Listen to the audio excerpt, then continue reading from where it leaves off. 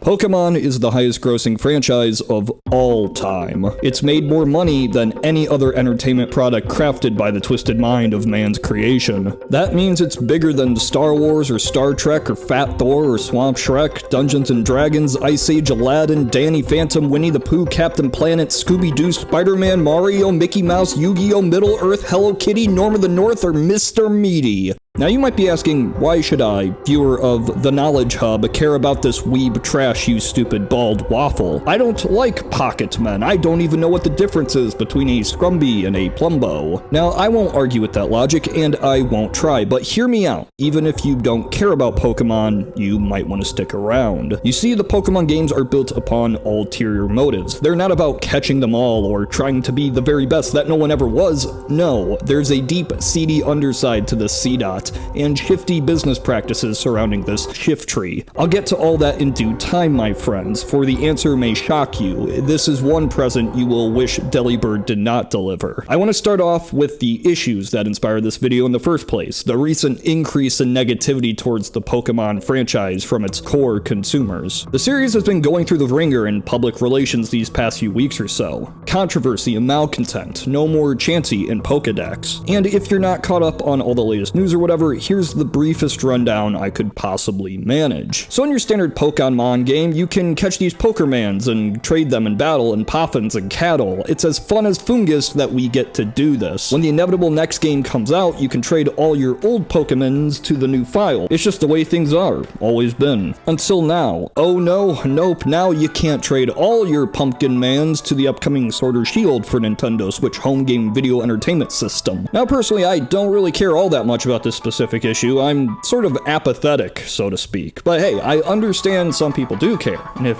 you're one of them, that's fine, you do you. If you want to bring your precious Wurmple over from your Game Boy Advance, who am I to deny you such joy? But it's not the missing feature I'm interested in, that's just one piece of the puzzle. There's also concern by many about these weird animations and antiquated graphics. I mean, that looks pretty bad. It sort of gives a low effort vibe, and I can't deny that it doesn't look great. And I don't want to hear, oh, it's coming out in a few months, they're still working on it. I don't want to hear that. No developer would show off gameplay if it would poorly represent a product, especially if launch is just a few months away. And again, sure, it's kind of weird a $60 game in 2019 looks like this, but hey, I'm not getting up in arms. So there's just this general aura of disappointment that seems to be flooding the Pokemon community. People tweeting out stuff like hashtag bring back the national dex and hashtag bring back Yeezy checks only comes from a fan base in disarray. After doing a bit of research though, I think all these complaints and controversies are nothing compared to the grand scheme of what is wrong with Pokemon. Now,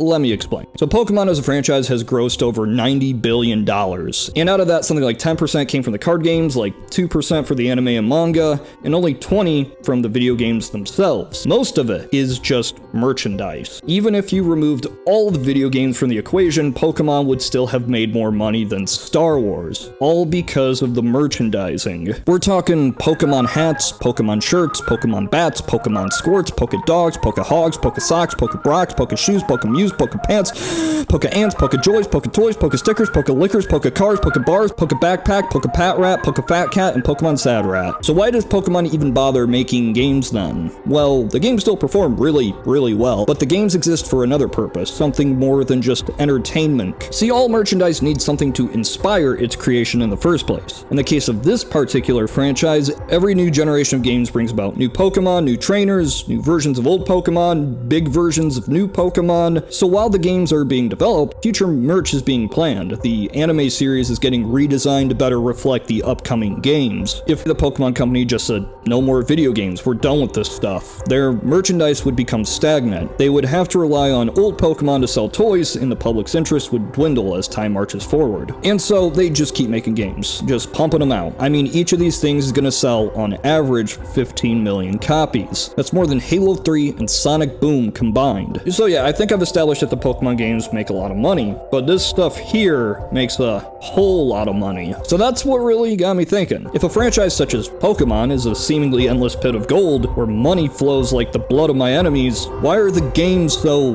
antiquated. I'm not saying the games are bad, but it's just so low budget compared to other games that end up selling a lot less year after year. When an upcoming game in the series is lacking some core features that people really seem to want, I gotta ask, why not make this stuff better? You see, you can't delay the game to take time to add stuff in. Remember how the merchandise and anime and card games make so much cash? Well, delaying the games would push all those production cycles back. You'd have to delay merch lines, put the TV show on hiatus, and worst off, lose sales from that essential holiday season. Okay, so I guess that's not an option. I mean, every company wants to meet its deadlines, so why not just increase the budget of the games, hire more developers to work on the projects? And yeah, they easily could. And if they wanted to make better or bigger games, I guess they would have. Game Freak, who develops the Pokemon games, has 143 employees. In comparison, a standard AAA big budget studio like Respawn, the guys that make Titanfall, have 315. 343 Industries has 415, Bungie has 600, and those 143 Game Freak employees aren't working on the same game either. The whole studio is split between potentially 3 different teams, all working on a different project. Now, they used to make handheld games, sure, and low budgets and small teams made sense in that environment, but this is different hardware. To go ahead and charge $60, the same price as a game like Red Dead Redemption 2, is a bit off-putting. And the fact that these games are running on the same hardware that can do something like this makes people start to ask some questions. Why aren't these games more cutting edge and less cutting content? These are the heralded projects of the most successful entertainment franchise in history, yet you would never guess that by looking at them. And it's not just about graphics, it's not just about the simple gameplay. The series has always been criticized for stagnation. There's gotta be something out there, some explanation to why Pokemon isn't being worked on by more people, why it doesn't get a bigger budget, why games have to be yearly releases. And let me say, there is an explanation, one that will probably upset a lot of people.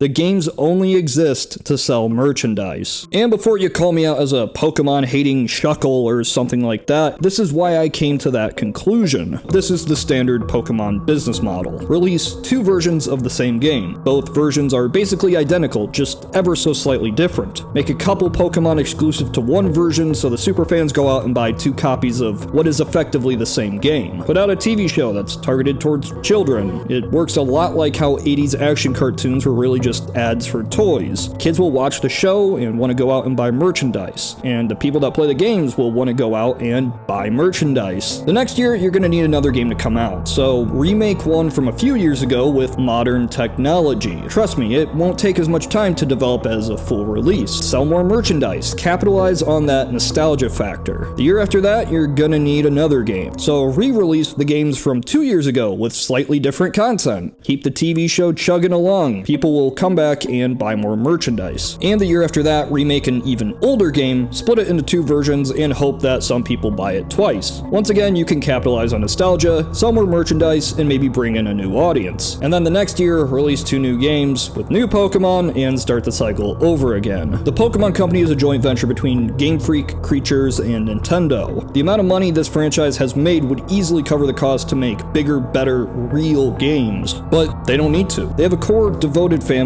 and a simple yet addictive gameplay style. Why try harder than you need to when you know people will still buy the games regardless? They're gonna sell 15 million units whether or not features are being added in or taken out. So just invest the least amount of money into development to ensure the most bang for your buck. Now I want to clarify, this isn't a call for people to boycott the series if they want better games, because it won't work. Pokemon's money comes from the merch. The games exist to promote said merch. Losing a fraction of the audience because they didn't put in the national decks means nothing in the grand scheme of merchandising. And if you can accept that, awesome. I know I have. It's a cynical take on the franchise, but one that seems pretty clear as day when you look at all the facts. I'm not saying the games are bad, I'm not saying the fans are wrong for buying this stuff. It's entertainment, and there's obviously a market for this. But understand the reality of the whole situation. Your hype and anticipation, loyalty and adulation isn't valued by a company. They don't care that you've waited 3 years for this game. Great Great expectations leads to Pip's heart be breaking. In the eyes of a brand based on merchandising, the end goal isn't ensuring every gamer is happy. It's to sell, say it with me now, merchandise. That's it. If your main focus was on game development, you'd put more money into it. But they don't, so I have to assume it's just there to sell toys. And you know, you probably wouldn't guess it based off the tone of this video, but I'll probably buy Sword or Shield. I don't see a moral dilemma, a chance to vote with my wallet. Why deprive myself of something just for the sake of sending a message when, in reality, nobody's listening? This is Tyler of Knowledge Hub.